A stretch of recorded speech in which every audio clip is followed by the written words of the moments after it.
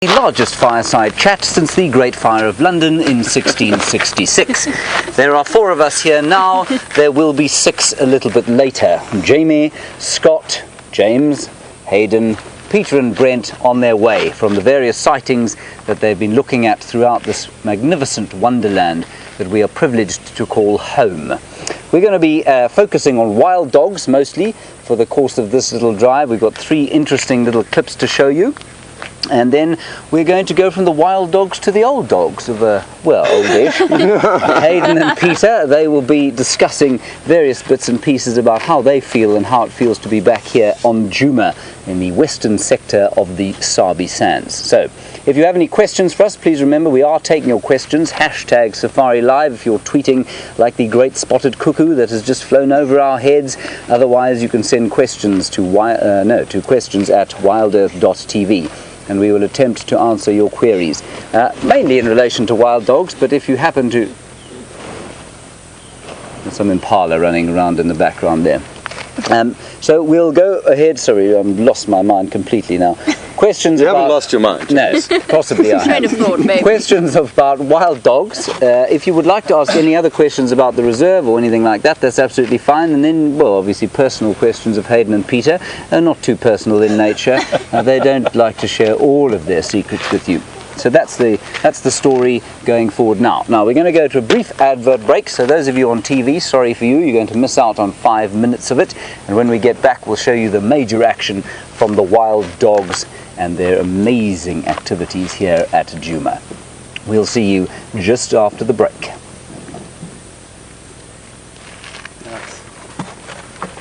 Right, so everybody on the internet, I know that must have looked a little bit strange, but here we go again. We're going to go straight into an incredible wild dog sighting that Tebbs and I had the other day, where a impala decided that instead of running, it was going to use its brain, and I will just go through what happened. I think it was absolutely incredible after you've seen it. Take a look. Kill. That dog just ran straight past the impala here. The impala lay down and ran away. The dogs have gone through here. This is unbelievable. I can't believe that impala just lay down. It was so brilliant. It just lay down behind a bush and the dog ran straight past.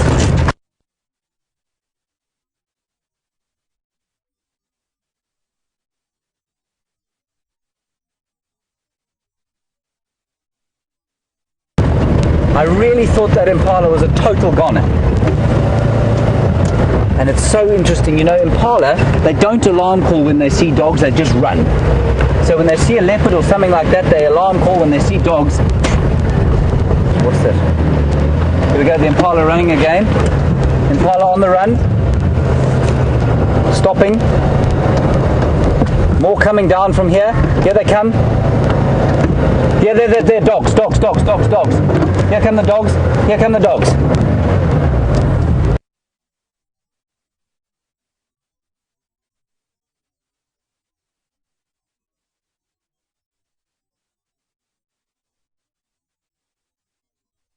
Wasn't that just absolutely astonishing? And you guys have both seen the clip, or all of you have seen the clip. I'm so used to doing it with 2, I said both instead of all.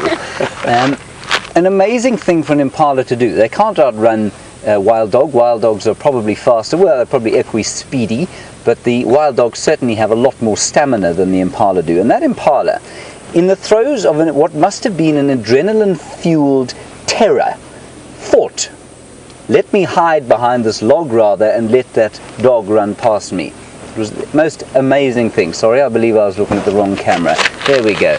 Now I'm staring at the correct camera. Thankfully, we're just on the internet and you people will kindly forgive me. Thank you very much for that. So, amazing stuff. We don't really know... I mean, I've never seen that before. Have you ever seen something like that before? I have not seen that before. That was the first. It was incredible. Never. So, amazing thing, nobody's ever seen that before. It might be the first recorded ever of an impala hiding behind a tree to get away from a wild dog. That dog then went on to catch yet another impala, I think probably a young female it looked like. He ate most of her on his own, came back onto quarantine clearings, fed a few of the pups. He was the only one there, unfortunately, so I don't think he managed to give them much of a meal. It was then a very dark evening, and I think they wandered off. There were some hyenas around just after that, and they managed to keep those 11 pups safe. Now, we're still in the advert break, but what a surprise. Brent, do join us. Oh, how you guys? And Peter, please come hither and join us. Hello, buddy. There we go. Hello, Brent. Hello, James. Yes. Hello, Brenty. That's spotted. Now I have to stand up and just stop my bottom from the incredible spike that it is there. Right. Brent, you weren't supposed to sit there, but we'll forgive you this time. Hello, Peter. Hey, Tiger. There we go. Very good. Excellent. Right. Where am I sitting? There we go. That's perfect. So, Mark in London, a very nice question. Why would that impala have done that? Mark, like I say, I think that the wild dog just has a lot more stamina than the impala. The impala realized that the dog was getting right up close, nipped behind a bush, lay down and ran away. That's the only reason I can think of. Have you ever seen that before, Brent? Never, and I've spent a huge amount of time with dogs, and and it's an incredible behavior. One wonders how long it was chasing it before that impala got to that stage. Exactly. So you think it was tired, perhaps? But she was pregnant, wasn't she, as well? I don't know. Female. She looked pregnant. She didn't say as she ran past the other one. Either that or she'd just eaten a large pudding. Peter, have you ever seen that before, where an impala would lie down behind a bush to escape a wild dog? I watched the clip with you. Yeah. So, everybody, it might be a first recorded example in science. Maybe that's the next sort of evolutionary step for the impala. Maybe it is. Hiding. Impala. Yes. It's quite an interesting thing, you know. Impalas are not hiders like steenbok or duiker, and there seems to be a size thing about that. So once you get bigger than a duiker-sized animal, it makes sense to not hide anymore. It makes sense to be in a herd where the extra vigilance will help you rather than trying to hide, and that seems to be where it is, where that's a sort of size limit, round about a bushbuck size. The thunder is rolling across the plains. Right, we're going to head across we're about to go back to the TV, and before we do that, I just want to get a quick impression, or just give you an introduction to what the clip's going to be about. We're going to watch some hyena interaction with the dogs. They are not friends at all. We're only going to watch the... Right, okay. Sorry, I was being shouted at there in my ear. Right, we have 20 more seconds to go before we'll discuss the hyena and wild dog clip. Until then, we'll enjoy the amazing storm that seems to be rolling in from behind us on the west, and the amazing rainbow we had a little bit earlier on. Right, welcome back everybody. Lovely to have you back with us. You are on the Fireside Chat. Instead of 4, there are now 6. This is the first time we've done this, as I've said to you, and so we don't know really how it's going to play out. We'll see what happens. We're going to go straight into our next wild dog clip. Now this was a clip that Scott and Jamie were privileged to be a part of. It's hyenas and one of their major enemies, the wild dogs. Take a look. Oh. The adults are all up just like that. And there they go, listen to them. Oof, now it's going to be tricky. I'm just going to stay stationary so you can enjoy one last visual of this massive pack of wild dogs heading off into the thicket. And now we will try our best to follow them. Oh, what is... Oh, hyena. Hyena are in here. The pups have all run, and I'm wondering if one of the adults has made a killing here. But I can hear hyenas squealing. It could be that the wild dogs have got a hold of this hyena. Yeah, they've got a hold of it. They've got it. It doesn't know what to do.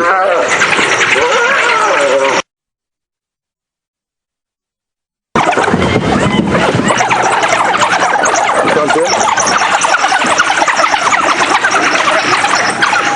It really does need more clan members to arrive, otherwise I fear it is going to be killed. There's other hyena calling all around us. There are a few hyena in the general area.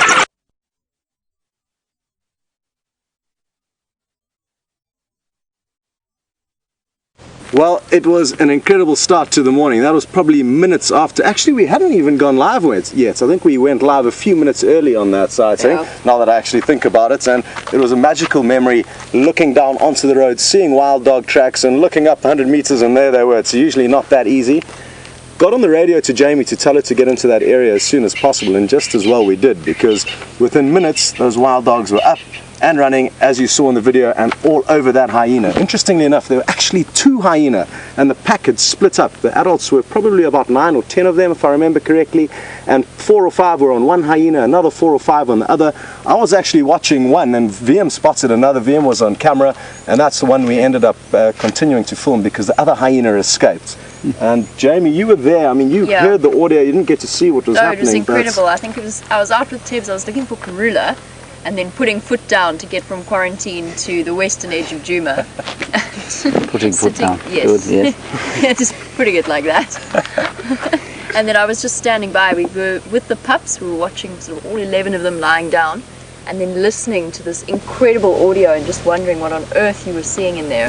Yeah, and that hyena got very lucky. I thought it was doomed for, and it was a major stroke of fortune that caused those wild dogs to lose focus on it temporarily. I think they're possibly looking for one of the other hyena to get stuck into again, and that gave the one hyena a moment to escape. But I really thought its time had come.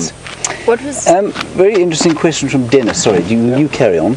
Sorry, Jim. No, as you were. What I was going to say was, as we raced there, one of the cubs came shooting out of that block and across to the den. That was an interesting aspect of the sighting that we didn't get live, but it was just a little carryover. Yeah. Okay. Dennis in Massachusetts, where it is freezing cold, I've no doubt. It's warm here. Happy Thanksgiving to you, Dennis. Dennis would like to know, Jamie, I think, why it is that wild dogs have such enormous ears. Is that their main sense? Do they have any other kind of main senses? Why are their ears so much bigger than all the other predators? Well, I think it is pretty much, it's a radar dish way. And the way that they hunt, hearing those little noises and being on that as quickly as possible is the perfect way of going about it. I'm not sure that I would have a definite answer for why they would be bigger than a hyena's ears. I think it's possibly to do with relocating pack members once they've actually bombshelled in all different directions. They can cover many miles in such a short space of time, and probably trying to reunite afterwards is a possible theory. But Jamie's one about hearing their prey is also right up there. And then Sandy in Indiana, very interesting question about brown hyena. Now, Peter, you've been here longer than most of us have, or you've been in and out longer than most of us have. Have you ever seen brown hyena here? I believe there was once a sighting on drive. Yeah, we had one sighting with Rex in 2008, 7, 8, somewhere there. And I think it was the first sighting. Some of the guys on sitting with us at the moment might remember, actually. First sighting in 17 years in Sabi Sands. I mean, we filmed it, so we could actually, people wouldn't be like, yeah, you two just agreeing to say so. We actually had proof of it. Both of us went just a little bit this side of bananas when we saw it. And I think it was also probably the last sighting in 17 years in Sabi Sands again. So, probably another 9 years or so we might see another one. But I worked in Pilanesberg National Park for about 4 or 5 years, and there we see a lot of brown hyena. There's no spotted hyena, so the brown hyena activity is very active and great animals. And in fact, when I live in Namibia, we get the tracks. You don't see them, but you get the tracks on the beach. Strandwolf, beach wolf is what we call them in Afrikaans. So very different social structures. I mean, I don't think there's enough time to go into it now. Large clans, brown hyenas are more solitary operators, but they do live in big communal dens, and they bring food back all the time to them, which is one of the interesting things about brown hyena. Cool. And then, Scott, maybe you could ask Nina in New Mexico's question. New Mexico sounds a bit warmer than Massachusetts, I must say. Nina wants to know, when do wild dogs leave the pack? So we've got the pack of 11 puppies and 3 adults. How would that dispersal work? That's a great question, Nina, and one that I guess will vary greatly along with a lot of different wildlife here. Each pack will have slightly different tendencies to the other, but the females will generally stay within the packs, unless occasionally they may split up with some males, and they tend to call those dispersal packs, and they may be away from their natal pack trying to work out what's going on, possibly start a pack of their own. If not, they may return to their natal pack. But I guess males would probably start leaving at around 1.5 to 2 years of age, and females, I guess, would stay with the pack for much longer generally. And certainly that Investec pack that we see of three adults only, 2 males and 1 female and 11 pups, I guess we'd hope some of them would hang around a bit longer. and make the pack a bit bigger. Well, quite often in these circumstances, the wild dog packs only really disperse when they start pushing numbers of over 20, 25. And you normally find same-sex dispersal, so 2 females, 2 males, generally is the general number that will disperse independently, because obviously a lot of them are related, so they will disperse to try find another pack member, or to form another pack with another set of dispersals. And that's one of the big the problems facing them, because there are so few other wild dog populations around, and wild dogs turn up hundreds of kilometers from where they've been seen in 50, 60 years. 1 or 2 dogs looking for another pack. Yeah, I find it so fascinating how the evolutionary strategies that so many animals have come up with to avoid this kind of situation. Scott's just going to stoke the fire. He's not running away. Well done, Scott. To avoid inbreeding. Certainly the lions have got amazing strategies, leopards, wild dogs as well. Okay, well, we've had word from the horse's mouth, as it were, and we're going to move on to an incredible sighting that he and Gendre had at Treehouse Dam. It's dry, there's not a lot of water out here, and the competition for moisture is very fierce. Take a look. Oh, here we go. Elephants chasing wild dogs chasing elephants. Trumpeting pandemonium.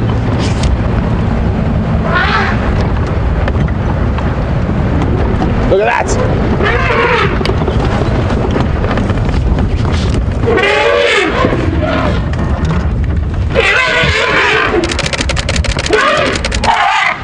Isn't this incredible, guys?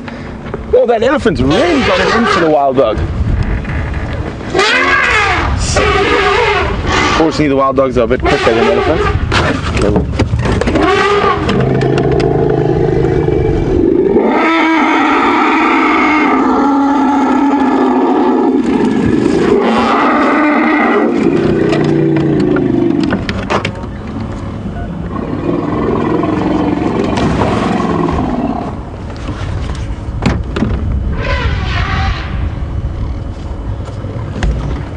She's still after the wild dog.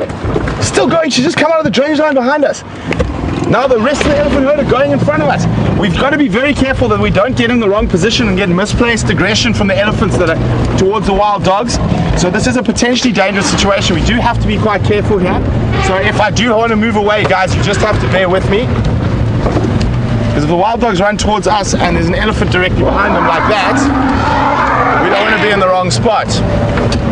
These elephants are obviously very upset at the moment.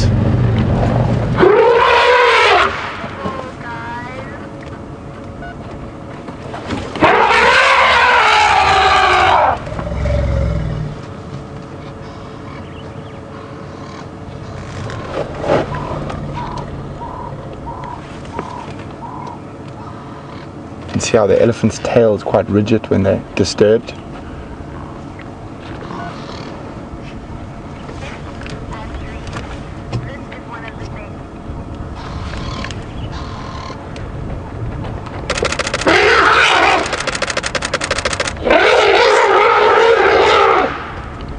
Isn't that incredible? So the elephants are coming back.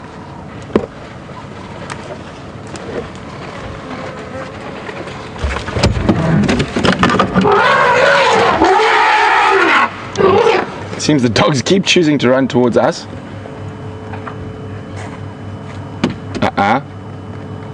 Stop it. See how they lift their heads and corral.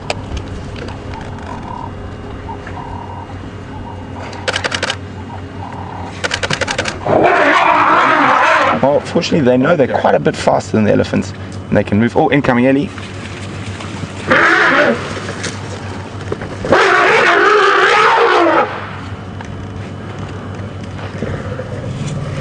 So that was the most incredible wild dog sighting I've had since I've been with Wild Earth, and it was literally pandemonium.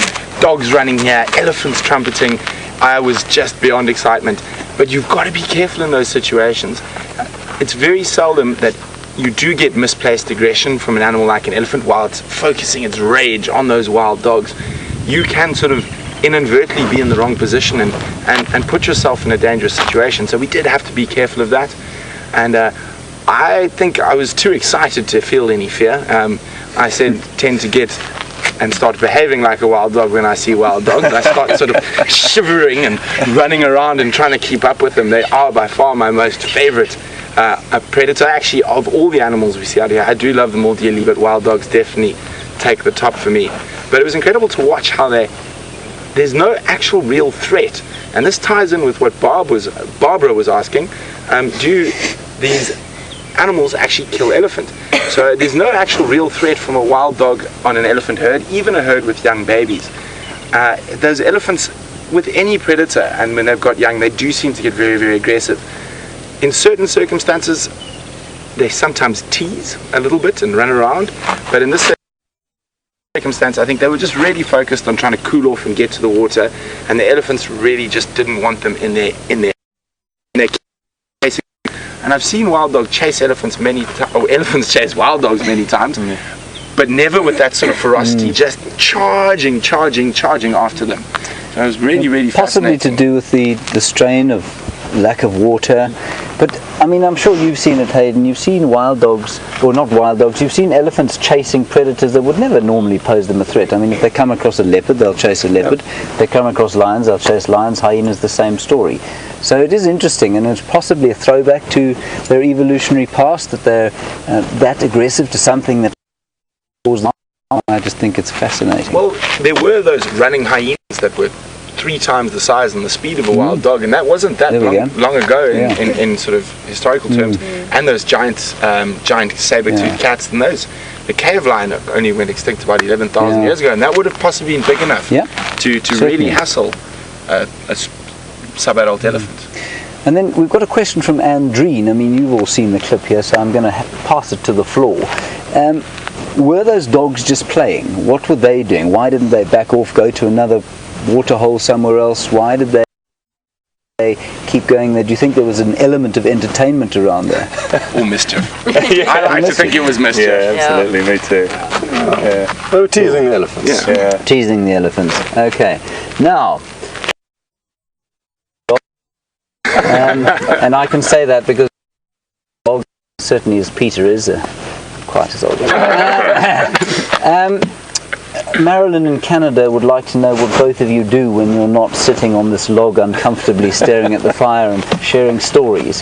Hayden? Well, I manage a wildlife education centre in England as well. It's a charity, and it teaches British kids about their wildlife in their own backyard, and not to forget that their own backyard is as important as the rest of the world. With the internet and with the technology we have these days, it can be quite easy for children in developed countries to just leapfrog over their own wildlife and go straight abroad to a rainforest or to Africa or whatever. And I think, as you know, Safari Live is a great catalyst for getting them outside and turning those little that wild child sort of syndrome that I love to try and put forth. But that's what I do most of the time, and I also take safaris to Uganda and Namibia and places like that. So that's what I get up to. Segues nicely into Peter in Namibia. Yes. We actually did see each other for a very brief visit. We did. Hayden was visiting with some guests, and they flew into Swakop to stop quickly to refuel. He made a plan so they had to get fuel. And we took his guests for ice cream and a little cruise around town, so that was good fun. Myself, I'm a little bit, I was going to use the Chuck Norris comparison, but that would just come out wrong, so I'm not going to. Just really go with it. I'm a bit like Chuck Norris. I'm waiting. Most of the time I'm just waiting to come here again. That's what I sort of do most of the time. But no, jokes aside, I've got a family, which, you know, I think anyone that has a family can agree.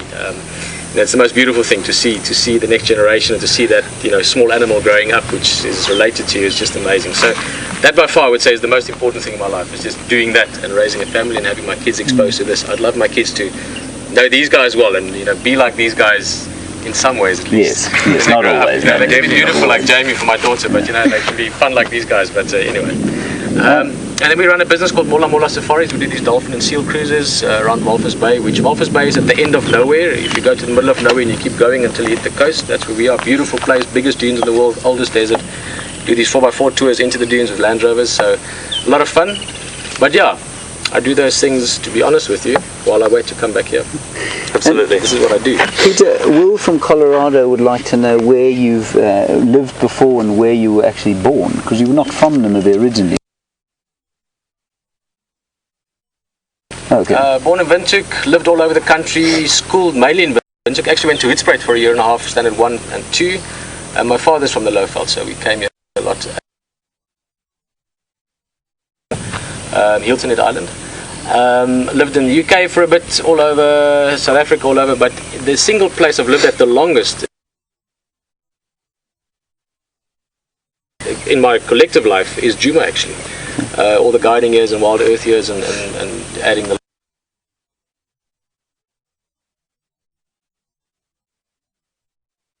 happen, but you think could never happen. So Pete and I were setting up for our first fireside chat, and Peter was coming to join me. Whoever had the animal, they would stay with, and the other person would come to the fireside. Excuse me, I'm just going to move up a little bit. And we set up, we were facing that direction, and I knew Peter was coming, was with Djuma the leopard, and that was going to be a beautiful thing to finish on and then come and sit around the fire and talk about it. But sure enough, Djuma walked into our fireside chat. Scott, I think that might have made it worse. Walked into our fireside chat and sat in the tree behind us while Peter drove up, and there's a shot of me sitting there with the fire in the smoke. And Djuma the leopard sitting up in the tree behind. So that's one of my special memories. You can't plan that. You can't script that. There's no way in the world. And it was one of the most incredible memories That's much better, thank you. I've ever had. So hopefully that answers your question. And thank you very much. Great to have you with us. Marvellous. Okay, thank you for that, Hayden. All right, we got a question from Deb in Ohio. Deb, thank you for your question. It was profoundly emotional. You would like to know where all of the skulls came from. Were they from here or from other parts of the world? They're all, as far as I know, from here. Some of them belong to the landowner Yuri. Others we've collected around the place. Yeah. And I mean, most of quarantine is denuded of all artifacts now as a result of the tents starting a little while back. So yes, thank you very much for that, Deb.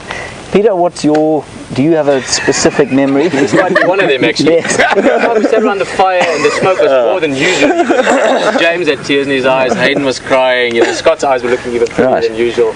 So this would have to be up there. I mean, it's also the most recent, so I can remember it the easiest. I was 40 now, like you, James. So. Yes, I know, we're not young anymore.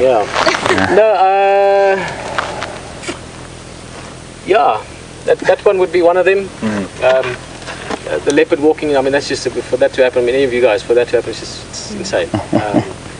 Then the second day of those drives, the lion killing after that, he killed 4 buffalo, that was great. Outrageous. One that will stick out for me for quite a long time was the last drive before this round in October, where that lion, Scott was right in there as well, busy with the tracking and helping to find that leopard. Again, just the odds of that happening was just Incredible. 1,000,000 to 1. Incredible. And just everything, the way it happened, and the energy and everything. So those are ones that stick out. Another one that really sticks out to me is, and not to get too personal here, but was meeting my wife, re-meeting her after school and the whole story, and she came out here, and the first visit here was amazing. We had an incredible time with the elephant I like. So we can keep going until Big Cat Week if you want, but tonight's one would be one that I will remember. Yes. All of you at the second, it's amazing. Your eyes are shining because of partly the tears, really blue eyes, all of them. So, what a crowd to be with. So my most recent memory is just you guys, the amazing team that Graham has got here. So this would be my memory now, being here with you guys. Thank you for that. And then a question from little Gracie, aged 8 in Ohio. Gracie, pertinent question today, of course, is Thanksgiving in the United States. And we don't have it here. We kind of celebrate Christmas in the same way that you can celebrate Thanksgiving. But you want to know if wild dogs eat turkeys. Gracie, that's a very good question. If we had turkeys here, they would definitely eat turkeys. They love them. Every day, twice a day. But we don't have any turkeys here, Gracie. We do have guinea fowl, but guinea fowl are very good at flying, so they get out of the way of the wild dogs. Right, that's it from us tonight. We're going to have a brief song after we've said goodbye to you all. Thank you, Brent. Thank you, James. Thank you, Jamie. Thank you, Scott. Thank you, sir. Thank you, Hayden. Thank you, sir. Thank you, Peter. everyone. Happy Thanksgiving, everybody. Cheers, guys. Happy Thanksgiving. I'm going to sing you, well, you won't get the whole song. I'm going to sing you a little piece of the song. And it's a very hot, sticky kind of night, but there's immense romance about the African wild. And as Peter's just shared with you, one of his favourite memories of being out here was spending time with who is now your wife. And I hope to meet her one day, of course. But this is a song that I wrote around that kind of subject, where being in the bush is just a tremendously romantic thing, and these hot kind of summer nights when the insects are singing and you're sitting around a fire like this and the stories are flowing around. And it's called Catch the Falling Light. We will see you tomorrow at 0500 for the Dawn Safari. Bye bye.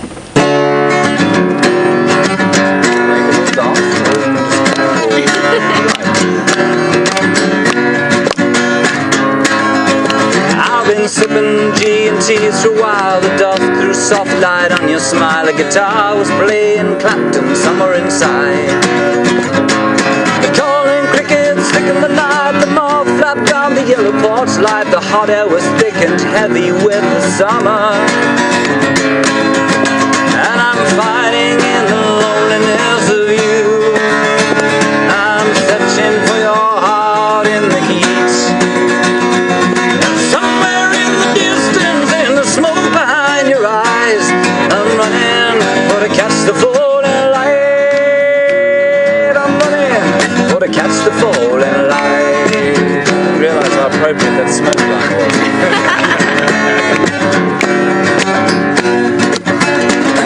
Now cold from a gnarly tree, the old porch creaked as she danced with me. The noise of the party inside I can hardly remember. I didn't even know her well. There were so many things she wouldn't tell, but I smile every time my mind goes wandering back there. I'm fighting in the loneliness of you. I'm searching for your heart in the heat. Somewhere in the smoke behind your eyes, I'm running for to catch the falling light. I'm running for to catch the falling light. Oh, I can feel it, it's hanging in the half-light. Oh, the laughter floating upwards on the fireside. Oh, the beer-colored stories, they lift and then they fly. There's such a careless flow about your eyes.